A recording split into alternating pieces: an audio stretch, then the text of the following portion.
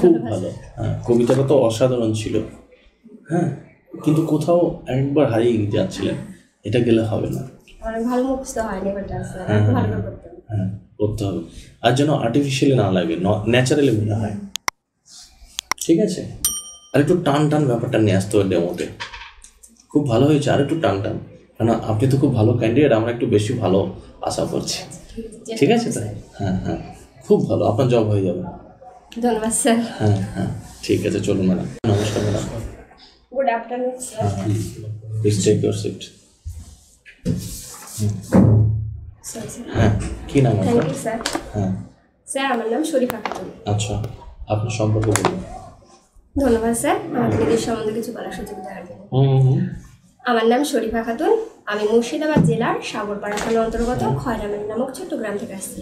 আমি 2011 সালে সীতানগর উচ্চ বিদ্যালয় থেকে মাধ্যমিক এবং একই বিদ্যালয় থেকে 2013 সালে উচ্চ মাধ্যমিক কমপ্লিট করি। এরপর 2017 সালে ডিএলএড কমপ্লিট করি। তারপর 2021 শিক্ষাবর্ষে আমি বাংলা বিষয়ে অনার্স কমপ্লিট করেছি। বর্তমানে আমি দুটো জমজ বাচ্চা সামলানোর পাশাপাশি আমি আমার স্বপ্ন পূরণের জন্য নিজেকে একটু একটু করে তৈরি করছি, আর আমার হবি হচ্ছে আবৃত্তি করা। এইটুকুই স্যার। আচ্ছা, বাংলা অনার্স কমপ্লিট করেছি। হ্যাঁ স্যার। শিক্ষাকে আমরা বহন করিয়া চলিলাম, বাহন করিতে পারিলাম, এর অর্থ বিশ্লেষণ করতে পারবেন? হ্যাঁ স্যার, বিশ্বকবি রবীন্দ্রনাথ ঠাকুর এই উক্তিটি করেছিলেন। তিনি বলতে চেয়েছেন যে শিক্ষাকে আমরা সারা জীবন মাথায় করে নিয়ে গেলাম, মানে শিক্ষাটাকে বহন করলাম কিন্তু বাহন করতে পারলাম না। মানে শিক্ষাটাকে যদি আমরা মাধ্যম করে সেই মাধ্যম দিয়ে আমরা যদি কোনো জীবনে উন্নতি করতে পারি, সেটাই তিনি বলতে চেয়েছিলেন। মানে শিক্ষাটা আমরা বোঝা না করে শিক্ষাটাকে আমাদের বাহন করতে হবে, সেটা বলতে চেয়েছিলেন। কেরোসিন শিখা বলে মাটির প্রদীপে, ভাই বলে ডাক্য যদি দেব গলাকে, হেনকালে আকাশেতে উঠিলেন চাঁদা, কেরোসিন শিখা বলে সোমর দাদা। বলেছেন এটা? হ্যাঁ স্যার। ছোট্ট একটি লাইন বলুন তো সম্বন্ধে। স্যার, এটার ভাবার্থ এটাই যে যখন আমাদের সমাজের উচ্চবিত্ত মানুষগুলো আমাদের কাছে আসে, তখন আমরা জানি তাদের সমতুল্য হতে পারবো না বা তাদের কাছে যেতে পারবো না, তবুও তাকে আমরা আপ্যায়ন করি। কিন্তু আমাদের থেকে যারা যখন নিচু মানুষ, তাদেরকে আমরা যখন পাই, তারা হয়তো আমাদেরকে সম্মান করে কিন্তু তাদেরকে আমরা সম্মান করি না। এটাই বলতে স্যার। মায়ের দেয়া মোটা কাপড় মাথায় তুলে নেড়েও, এই কবিতাটা কে লিখেছিলেন? স্যার, এই কবিতাটা কে লিখেছিলেন এই মুহূর্তে স্যার আমার মনে নেই, তবে অবশ্যই আমি এটা জেনে নেব। আচ্ছা, আপনি দুটো বাচ্চা সামলিয়ে আপনি নিজের স্বপ্ন পূরণ করছেন বললেন। হ্যাঁ স্যার। কীভাবে স্বপ্ন পূরণের জন্য আপনি খাটছেন? স্যার, একটা মায়ের কাছে বাচ্চাকে মানুষ করা সব থেকে চ্যালেঞ্জিং আমার মনে হয়। পৃথিবীতে সব থেকে কঠিন কাজ বলতে বাচ্চাদেরকে মানুষ করা। সেই জায়গায় তাদেরকে দেখাশোনা তো সবসময়, এটা নির্দিষ্ট কোনো টাইম থাকে না স্যার যে এই টাইমটা পর্যন্ত আমি বাচ্চা দেখলাম, তারপর আমার আর ডিউটিটা শেষ। সেই জায়গায় সব জায়গায় তাদের সবসময় ম্যানেজ করার পর যতটুকু টাইম পাই স্যার, সেই টাইমটুকু আমি আমার জীবনের জন্য আমি দিই। আমি সেই টাইম পড়াশোনা করেন? হ্যাঁ, পড়াশোনা করি স্যার। কী কী পড়েন ম্যাডাম? স্যার, বর্তমানে আমি এখন যেহেতু শিক্ষিকা হবার জন্য প্রিপারেশন নিচ্ছি, তাই সেগুলো নিয়ে আমি পড়াশোনা করি। আচ্ছা, আবার আবৃত্তিও করেন? হ্যাঁ স্যার। মানে কোনো ফাংশনে কি করেছেন আবৃত্তি? হ্যাঁ স্যার, করেছেন। আমাদের একটা শোনাবেন তাহলে? হ্যাঁ স্যার। শোনান স্যার, আমি 4th শ্রেণীর বিশ্বকবি রবীন্দ্রনাথ ঠাকুরের একটা কবিতা আবৃত্তি করে শোনাচ্ছি। বিশ্বকবি রবীন্দ্রনাথ ঠাকুরের লেখা বিচিত্র স্বাদ। আমি যখন পাঠশালাতে যাই, আমাদের এই বাড়ির গলি দিয়ে 10টা বেলায় রোজ দেখতে পাই ফেরিওয়ালা যাচ্ছে ফেরি নিয়ে। চুড়ি যাই সে হাঁকে, চিনির বোতল ছুরিতে তার থাকে। যায় সে চলে যে পথে তার খুশি, যখন খুশি খায় সে বাড়ি গিয়ে। 10টা বাজে, 10:30 বাজে, নাইকো তারা হয় বা পাছে দেরি। ইচ্ছে করে সেলেট ফেলে দিয়ে অমনি করে বেড়াই নিয়ে ফেরি। আমি যখন বাড়ি ফিরি 4:30 বাজে, কোদাল নিয়ে মাটি কোপাই মালি বাবুদের ওই ফুল বাগানের মাঝে। গায়ে মাথায় লাগছে কত ধুলো, কেউ তো তারে মানা নাহি করে। মা তারে তো পরান না সব জামা, ধুয়ে দিতে চান না ধুলো বালি। ইচ্ছে করে আমি যদি হতেম বাবুদের ওই ফুল বাগানের মালিক।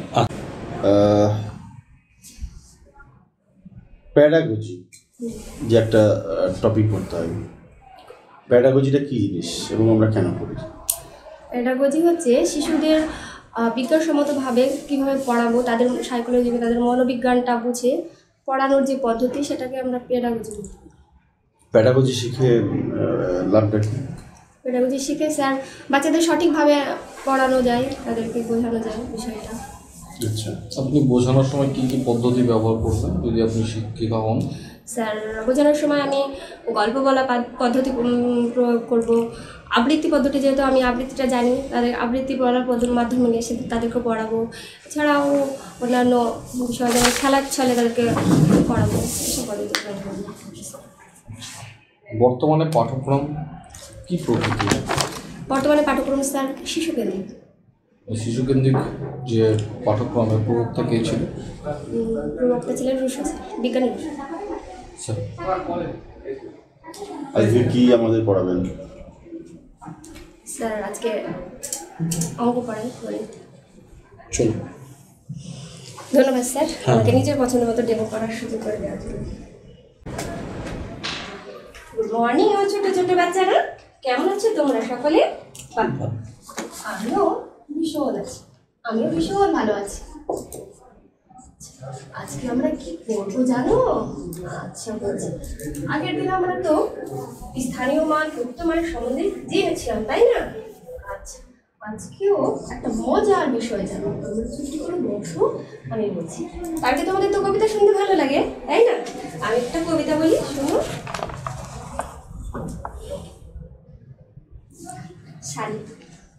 আচ্ছা, তোমরা আমার সঙ্গে সঙ্গে একটু করো তো দেখি। তোমরা এটা সবাই জানো, আম পাতা জোড়া জোড়া, মারবো চাবুক চড়বো ঘোড়া, ওরে বেবি সরে দাঁড়া, আসছে আমার পাগলা ঘোড়া। আচ্ছা বলো তো, আম পাতা যে জোড়া জোড়া এরকম করে খেলি, এই আম পাতা জোড়া খেলতে কজন লাগে? হ্যাঁ, দুজন লাগে। বাহ, তাহলে দুজন মানে কি জানো তো? দুজন মানে হলো এক জোড়া, দুজন মানে হলো একজন। তাহলে আমরা আজকে একটা নতুন বিষয় সম্বন্ধে জানবো।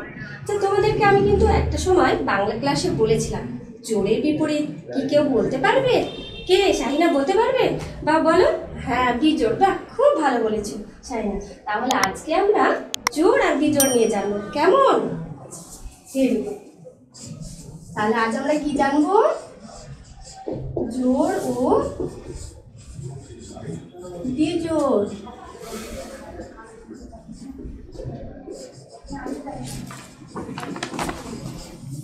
আচ্ছা দেখো তো আমাদের শরীরে তোমরা জোড়ায় জোড়ায় কি দেখতে পাচ্ছ? হ্যাঁ বলো। হ্যাঁ, দুটো চোখ, দুটো হাত, দুটো পা আর দুটো কানও আছে, তাই না? চোখ কান জোড়ায় জোড়ায়, হাতও আছে, তাই এক জোড়া পা আছে, হেঁটে হেঁটে যাই আমরা, হেঁটে হেঁটে যাই। আচ্ছা বলো তো কটা হয়? একটা, দুটো, তিনটে, চারটে, পাঁচটা, ছটা, সাতটা, আটটা। তাহলে আমরা সব জোড়া জোড়া কটা হলো গো? বলো বলো কটা হলো? আটটা, তাই না? তাহলে আটটার জন্য আমরা কটা ডাক দেবো? আটটা। এবার দেখো, এইগুলোকে আমি জোড়ায় জোড়ায় করছি। এই দুটো হাত, দুটো পা, দুটো কান আর দুটো চোখ। তাহলে আর কিছু পড়ে থাকলো? থাকলো না তো। তাহলে এখানে কি হবে? এখানে জোড়ায় জোড়ায় ভাগ করে কিছু হলো না। কজোড়া হলো? 1 2 3 4, 4 জোড়া, 4 জোড়া। তাহলে দেখো, এটাকে আমরা জোড়া জোড়া পড়তে পারলাম। তাহলে এই আটটাকে কি সংখ্যা বলবো? জোড় না বিজোড়? জোড় সংখ্যা। বাহ, ভেরি গুড। তাহলে আচ্ছা দেখো তো, আমাদের শরীরে বিজোড় সংখ্যা কোথাও খুঁজে পাচ্ছ নাকি? পাচ্ছ? কই দেখো তো, চেষ্টা করো তো, কোথাও বিজোড় সংখ্যা খুঁজে পাও নাকি? আচ্ছা দেখো, আমি একটা ছবি আঁকছি, দেখো তো। কিসের ছবি আঁকছি গো? হ্যাঁ দেখো তো, এখানে কটা আঙ্গুল আছে গোনো? হ্যাঁ, সবার হাতে আছে, দেখো গোনো। 1 2 3 4 5টা। এই একটা জোড়, এই একটা জোড়, আর যা এই আঙ্গুলের তো জোড় নেই। তাহলে এখানে আঙ্গুল কটা আছে? 5টা। 5টার জন্য কটা দাগ দেবো? 5টা। একটা, দুটো, দেখো আমি এখানে ভুলে 6টা দাগ দিয়ে দিয়েছি। কটা দাগ হবে? 5টা। তাহলে এটা তো জোড় হলো না, তাহলে এটা কি এক পড়ে থাকলো, তাহলে এটা হলো বিজোড় সংখ্যা। আচ্ছা ম্যাডাম,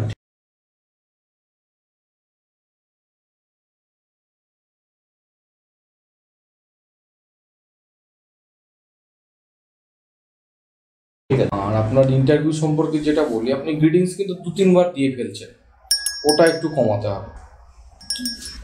একবার নমস্কার বলেছিল, একবার গুড মর্নিং। হ্যাঁ, ওটা একটু মাথায় রাখবেন। আর যে কোনো একটা বলবো। হ্যাঁ, আর মর্নিং যে টাইমে আপনি আসবেন সেই সময়টা একটু মাথায় রাখবেন। ক্লাসে আপনি যখন আসলেন তখন গুড আফটারনুন বললেন, যখন ক্লাস ডেমো দেখলেন সেখানে মর্নিং বলে ফেললেন, এটা সামান্য একটা ভুল, এটা একটু মাথায় আমাকে রাখতে হবে। আর ওভারঅল আগে থেকে অনেক ভালো হয়েছে, এটাকে ধরে রাখতে হবে স্যার।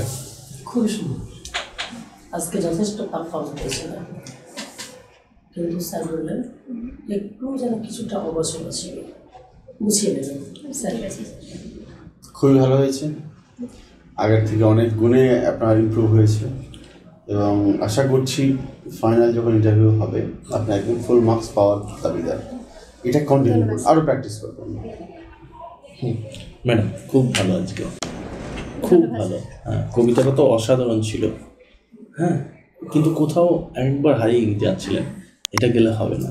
আমার ভালো মুখস্থ হয়নি, ওটা স্যার হ্যাঁ, ভালো করে করতে হবে। হ্যাঁ, করতে হবে, আর যেন আর্টিফিশিয়ালি না লাগে, ন্যাচারালি মনে হয়। ঠিক আছে, আর একটু টান টান ব্যাপারটা নিয়ে আসতে হবে ডেমোতে। খুব ভালো হয়েছে, আর একটু টান টান, কারণ আপনি তো খুব ভালো ক্যান্ডিডেট, আমরা একটু বেশি ভালো আশা করছি। ঠিক আছে তো? হ্যাঁ হ্যাঁ, খুব ভালো, আপনার জব হয়ে যাবে। ধন্যবাদ স্যার। হ্যাঁ হ্যাঁ, ঠিক আছে, চলুন ম্যাডাম। স্যার নাম্বারটা। ও স্যার,